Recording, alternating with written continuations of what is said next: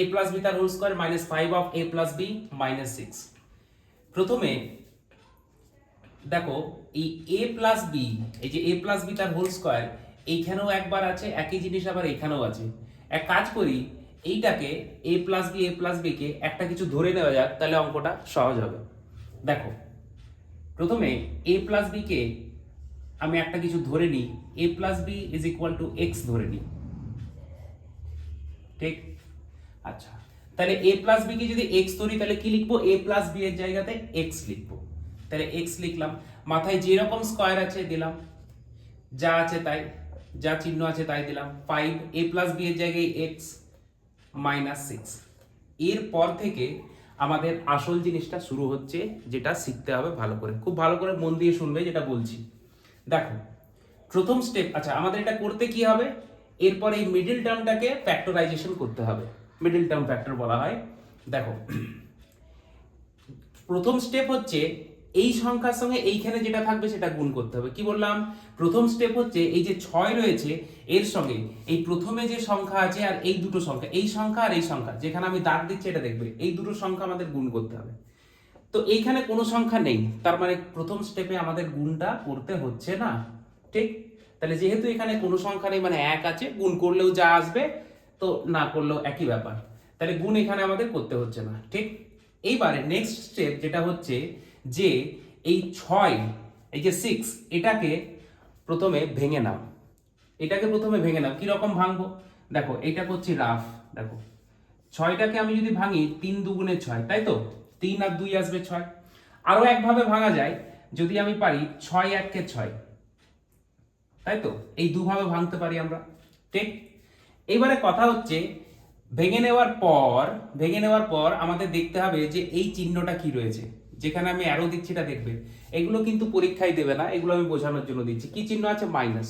তো যদি মাইনাস থাকে তাহলে এই যে আমরা ভাঙলাম 3 দুগুণে 6 অথবা 6 1 কে 6, তাহলে এই দুটো সংখ্যার বিয়োগফল আনতে হবে 5। কি বললাম? প্রথম স্টেপ কি? প্রথম স্টেপ হচ্ছে যদি এখানে সংখ্যা থাকে তাহলে এইটা আর এই সংখ্যা গুণ করব, প্রথম আর লাস্ট সংখ্যা গুণ। যেহেতু এখানে সংখ্যা নেই তাহলে প্রথম স্টেপ কিচ্ছু নেই। 6কে প্রথমে ভেঙে নাও, 3 দুগুণে 6 হয়, আর একটা হচ্ছে 6 1 কে 6। ওকে, তো এবার 6 1 কে 6 আমরা নেক্সট দেখব চিহ্ন কি আছে। কি চিহ্ন আছে? বিয়োগ। এইবার এই যে ভেঙে আমরা যে সংখ্যাগুলো পেলাম, সেই সংখ্যা বিশ্লেষণ করে যে সংখ্যাটা পাচ্ছি, সেই সংখ্যাগুলোর মধ্যেই বিয়োগ করে আমাকে এই সংখ্যাটা আনতে হবে। কি বললাম? এই যে 6 আছে, এটাকে প্রথমে ভেঙে নাও। হ্যাঁ, ভেঙে নিয়েছি, এইও একটা, এইও একটা। ওকে, কি চিহ্ন আছে? মাইনাস। মাইনাস করে কি আনবো? 5 আনবো, ঠিক? তাহলে দেখতে পাচ্ছি যদি 3 দুগুণে 6 করি, বিয়োগ করে তো 5 আসবে না। আসবে কি? আসবে না। 6 1 কে যদি 6 করি, তাহলে 6 থেকে 1 যদি বিয়োগ করে দিই, 6 থেকে যদি 1 আমরা বিয়োগ করি, তাহলে কত আসবে? এইখানে কিন্তু 5 চলে আসছে। তাহলে এবার লিখবো কিভাবে? দেখো প্রথমে x স্কয়ার যা আছে লেখো, মাইনাস 5টাকে কি লিখবো? 5টার জায়গায় আমরা কি লিখবো? 6 মাইনাস 1, 6 মাইনাস 1 লিখলাম।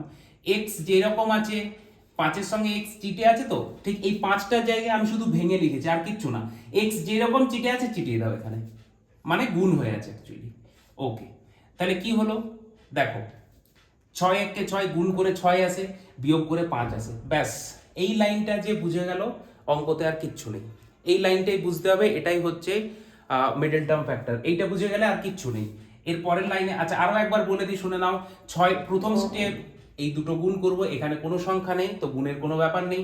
6 কে ভাঙবো, 6 1 কে 6 হয়, 3 দুগুণে 6 হয়। চিহ্ন কি আছে? মাইনাস আছে, তার মানে 6 1 কে 6 মাইনাস করে আমাকে 5 আনতে হবে, ঠিক? বোঝা গেল?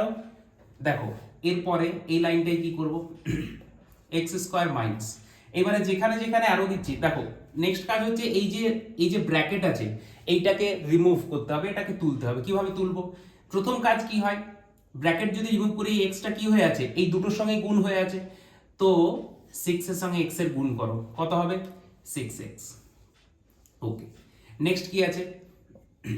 এই মাইনাসও গুণ হবে, ব্র্যাকেট যেই রিমুভ করব এই দুটো মাইনাস গুণ হয়ে কি হবে? মাইনাসে মাইনাসে প্লাস। নেক্সট কি কাজ? নেক্সট কাজ হচ্ছে এই x এর সঙ্গে এর গুণ, তো স্বাভাবিকভাবে এখানে কিছু নেই, মানে xই হবে, -6। কি বললাম? এই অ্যারোগুলো তোমরা পেন্সিলে দাও, প্রথম কয়েকটা অঙ্ক যদি পেন্সিল অ্যারোগুলো দাও তোমরা বুঝতে পারবে এই তীরগুলো, ঠিক আছে? আরো একবার বলে দিই, নেক্সট কাজ হচ্ছে আমাদের নেক্সট লাইনে ব্র্যাকেট রিমুভ। এই ব্র্যাকেটটাকে তুলে নেব। ব্র্যাকেট তুলবো কিভাবে? 6 এর সঙ্গে x এর গুণ, গুণ তো অলরেডি হয়ে আছে, তাহলে 6x, মাইনাসে মাইনাসে প্লাস x আর 1 এর গুণফল এই x। ওকে, এবার নেক্সট লাইন কি? নেক্সট লাইন হচ্ছে, নেক্সট লাইন দেখো, এই যে এই দুটো যে রয়েছে x স্কয়ার মাইনাস 6x, এই দুটো থেকে একটা কমন নেব আর এই দুটো থেকে একটা কমন নেব। তা কি রকম ভাবে নেব দেখো, এই দুটো থেকে কি কমন নেওয়া যায়? x। তাহলে x দুটো ছিল এখানে, গুণ হয়ে কটা x ছিল? দুটো x গুণ হয়ে আছে, একটা তো বাইরে বের করে নিলাম, তাহলে পড়ে কটা থাকবে? একটা x পড়ে আছে। ওকে, 6x থেকে x বের করে নিয়েছি, কত আছে? 6 পড়ে আছে অনলি। ওকে, প্লাস প্লাস দিলাম। এইবার এইখানে কমন নেওয়ার মতো আমার কাছে কিচ্ছু নেই। যদি কমন নেওয়ার মতো কিছু না থাকে, জাস্ট একটা 1 কমন নিয়ে নাও, 1। ওকে, তাহলে 1 কমন নিলে x যেমন আছে থাকলো। যেই ব্র্যাকেট দিলাম, এই দুটো চিহ্নকে গুণ করব, এটা যেন মাথায় থাকে, এই দুটো চিহ্নকে গুণ, প্লাসে মাইনাসে মাইনাস 6। এইবার এই দুটো যদি একই আসে, এই দুটো x মাইনাস 6 x মাইনাস, দেখো একই চলে এসছে, x মাইনাস 6 x মাইনাস 6, তাহলে জানবো আমাদের অঙ্ক একদম ঠিক আছে। তাহলে কি লিখবো এখানে? এই x মাইনাস 6 যেহেতু একই আছে, একবার লিখলাম। এবার ভালো করে দেখো পড়ে কোন দুটো থাকছে, এই x পড়ে আছে একটা, আর প্লাস 1, এটাকে একটা ব্র্যাকেটে লিখে দাও, এটাকে একটা ব্র্যাকেটে লিখে দাও। এই হয়ে গেল মোটামুটি অঙ্ক শেষ। লাস্ট লাইন করব, x তো আমাদের মান দেওয়া ছিল না, x তো আমি ধরেছিলাম, x ধরেছিলাম তো, a plus b is equal to x। তাহলে এখানে x এর জায়গাতে x এর মান বসাও। x এর মান কি আছে? x এর মান আছে a প্লাস b, তাহলে লেখো a প্লাস b, আর মাইনাস 6 যেমন আছে দিলে। নেক্সট এখানে x এর জায়গাতে মান বসাও, কি আছে? a প্লাস b প্লাস 1, ব্যাস। আর এখানে লিখে দেবে যে x এর মান বসিয়ে পাই, x এর মান বসিয়ে পাই। এই অঙ্কটা দিয়েই মিডল টার্ম ফ্যাক্টর বা উৎপাদক বিশ্লেষণটা ভালো করে শিখে নাও। ওকে, এই হয়ে গেল এই অঙ্কের উত্তর।